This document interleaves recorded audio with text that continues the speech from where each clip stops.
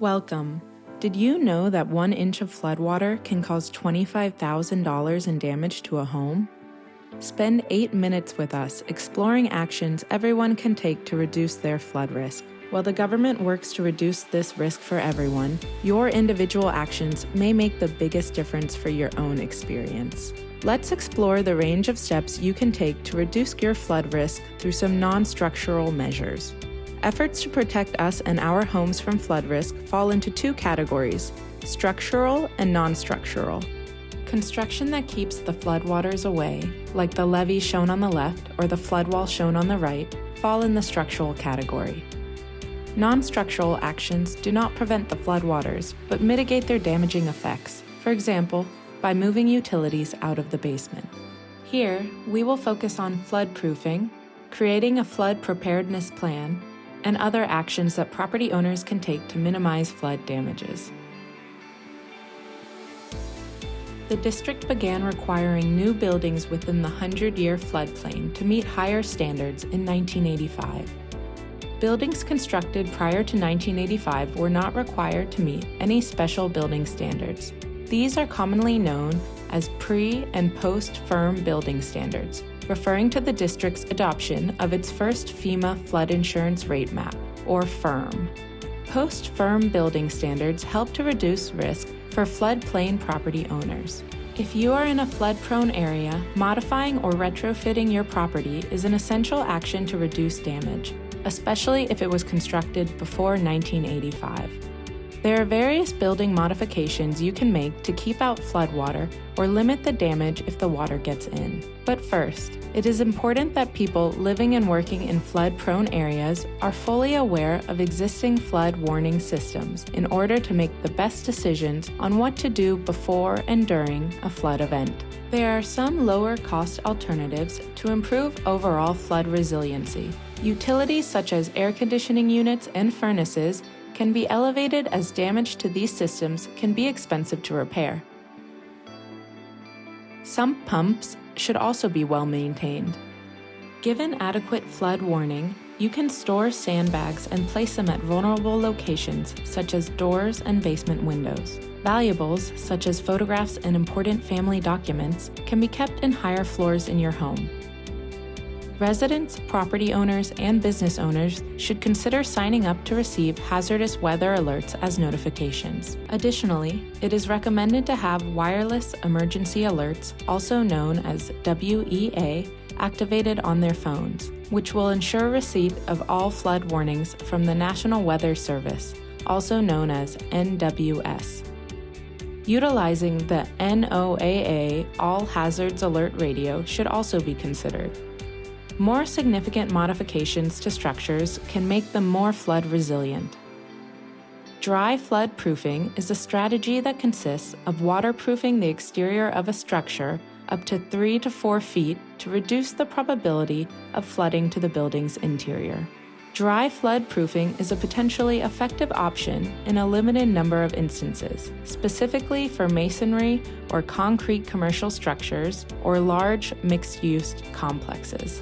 Dry floodproofing is typically not recommended in homes with basements due to regulatory requirements, insurance costs, and impacts on foundation walls. Openings in the buildings, such as doors and low windows, must have closures that can be installed prior to a flood. In areas with little warning time, existing doors, windows, and frames would need to be completely replaced with structural floodproof products. Wet flood proofing is another modification which involves retrofitting a building to allow floodwaters to enter vacant portions of the building. It may seem counterintuitive to let water in, but in some cases, allowing water in the right areas can protect the structure from severe damage. Where are a building's vacant portions?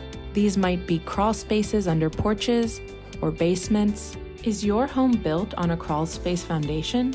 This is vacant space. These are areas where floodwaters are unlikely to cause significant damage to either the home or your belongings.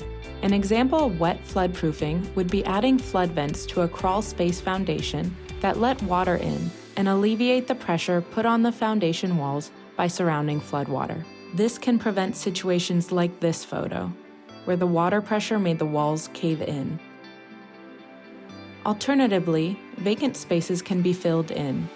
For buildings where the basement is prone to flooding, the basement can be filled in and potentially utility and storage space can be added to the first floor to compensate for the loss of space. This may require building an addition.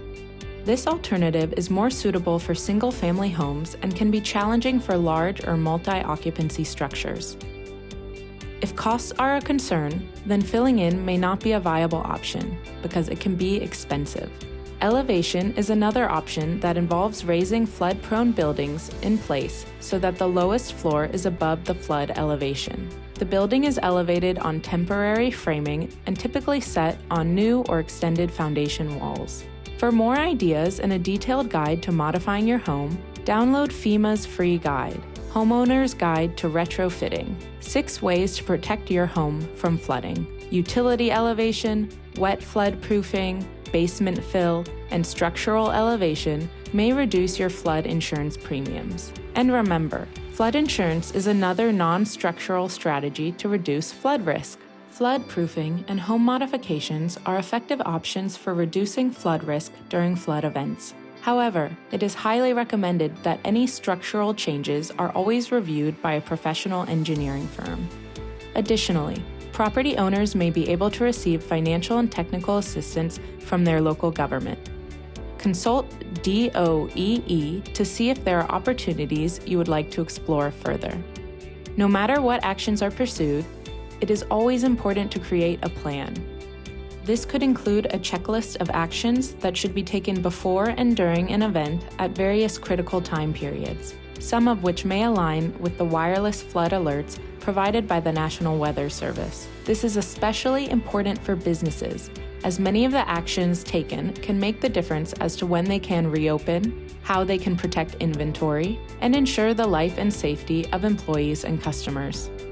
Lastly, property owners suffering frequent flood damages over time could consider a buyout as an effective option to eliminating risk of future flood damage. A buyout is a process where a property is purchased by the government from an individual based on its value.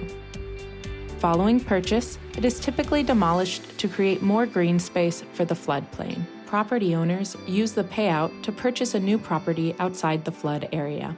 Buyout decisions can be difficult for community members and would require significant coordination with the district and property owners if pursued. Congratulations! Understanding flood-proofing actions you can take on your own is an important step to protecting your property and valuables. Consider implementing your non-structural flood-proofing options and get yourself prepared.